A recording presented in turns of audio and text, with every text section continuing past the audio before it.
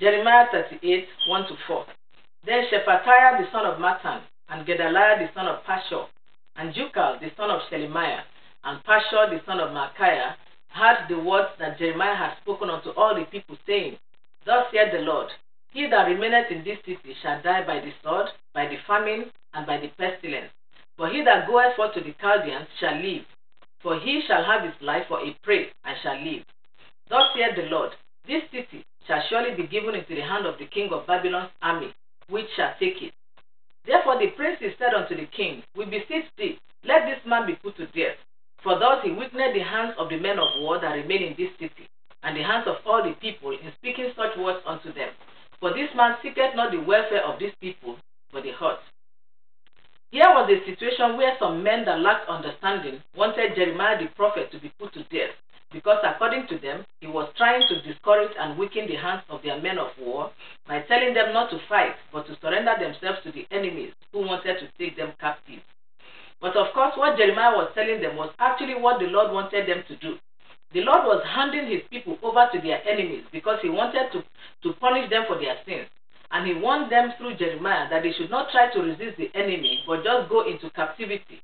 And in his own time, he would deliver them. Jeremiah was a true servant of God, against whom the enemies lied, that he was trying to weaken the hands of their warriors, and so they wanted him to be put to death. Jeremiah was a man who did not deserve to die the death prescribed by the princes of his time. But then, if you have been called to serve God, if you are a man of war in God's army, there are some men, in quotes, that actually deserve to be put to death because the enemy wants to use them to weaken your hands and make you unable to fight for the cause of the Lord. Here we want to discuss just 4 of them. The man that needs to be put to death in your own life may be a sin that easily besets you, or one that you commit once in a while. Sin can weaken even the strongest of Christians and can stop anyone from fighting and conquering all the cities that God has appointed for him. We must ask the Holy Spirit to help us, and of course we also have to play our own part to overcome and live above every sin.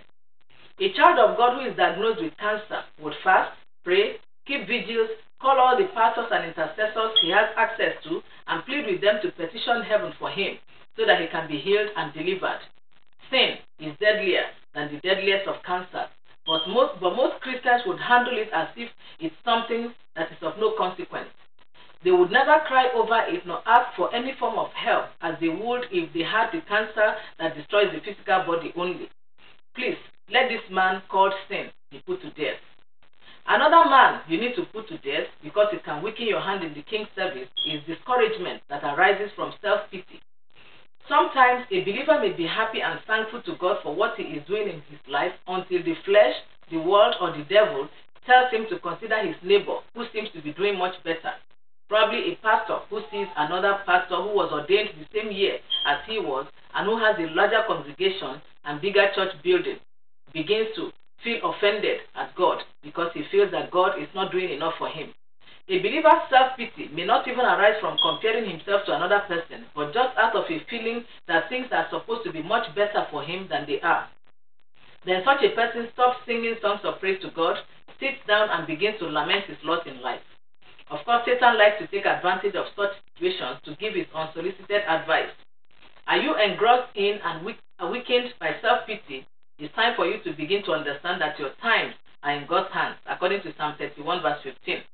Job also said, all the days of my appointed time will I wait until my change comes. Job 14:14. You also have to wait for the appointed time when your change will come. But then you should not spend all your waiting time lamenting and feeling sorry for yourself. Let self-pity be put to death. Serve, worship, and live for God with exceeding joy and gladness, no matter what your circumstances are. Also, learn to keep your eyes and mind off other people's lands and gold. The fear of what people will say is another man that needs to be put to death in the life of several believers. It has made many believers fail to carry out the assignment that the Lord entrusted to them. Once you are sure that the Lord has given you a city to conquer for him, and he has not only given you clear instructions on how to proceed, but has equipped you with what you need to get the work done, please do not pay attention to those who want you to believe that you are overreaching yourself. What many believers do not understand is this. A lot of times, those who engage in destructive criticisms, condemnations, name-calling, and so on, that are aimed at slowing you down or distracting you from serving the Master, are those who have seen something in you that they desire but do not have. Take another look at James 4, 1-3. From whence come wars and fightings among you? Come they not hence, even of your lusts that war in your members? You lust and have not. You kill and desire to have and cannot obtain. You fight and war, yet you have not, because you ask not. You ask and receive not, because you ask amiss, that you may consume it upon your lust. The wars that some people fight against you come from this. Someone sees something desirable in you and goes to ask God to give him the same thing. God, who knows our hearts and our motives, may see that the brother is asking for that grace, anointing, power, and so on, either because he feels that he should be the one manifesting them and not someone else, or because he is full of envy, or even because he wants to be noticed and praised by men. Then because the brother is asking with the wrong motive, the Lord decides not to grant his request, according to James 4:3. And when he does not receive from the Lord, you that have received automatically become the object of his hatred and bitterness. He begins to fight and war against you at every opportunity. The goal of such people is to make you stop manifesting something they desire to have but do not have.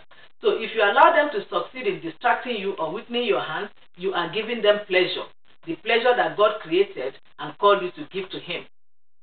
Fear of attacks from Satan also needs to be put to death if you must go all out to complete the portion of the king's work assigned to you. A brother once confessed that he used to hope and pray that the devil will forget about his existence and leave him to live his life in peace. But the truth is that the only Christian that Satan will live like that is one that has no substance and is not a threat to his kingdom. If you want to be a Christian, pastor, evangelist, intercessor, prophet, and so on that commands respect in the sight of God like Job did, then the devil must come after you to see if he can push you down and hold you down so that you will not destroy his works. You therefore have to kill the fear of Satan and throw yourself into the Master's work, convincing yourself that whether by life or by death, you just have to please the one who has called you. Let us learn from Nehemiah in Nehemiah chapter 6, from verse 10 to 13. Afterward, I came unto the house of Shemaiah, and he said, Let us meet together in the house of God within the temple, and let us shut the doors of the temple, for they will come to slay thee. Yea, in the night will they come to slay thee. And I said, Should such a man as I flee? And who is there that, being as I am, will go into the temple to save his life? I will not go in. And lo, I perceived that God had not sent him, but that he pronounced this prophecy against me, for Tobiah and Sanballat had hired him. Therefore was he hired, that I should be afraid, and do so, and sin, and that they might have matter for an evil report, that they might reproach me. When Satan fills a believer with fear, he wants him to abandon what the Lord has called him to do, and go into hiding for his life. Let this man called fear be put to death. Be strong, bold, and courageous, so that you can excellently complete your portion of the king's work. Think of other men that try to weaken you from serving the Lord God. Put them all to death. May the Lord empower us in Jesus' name. Amen.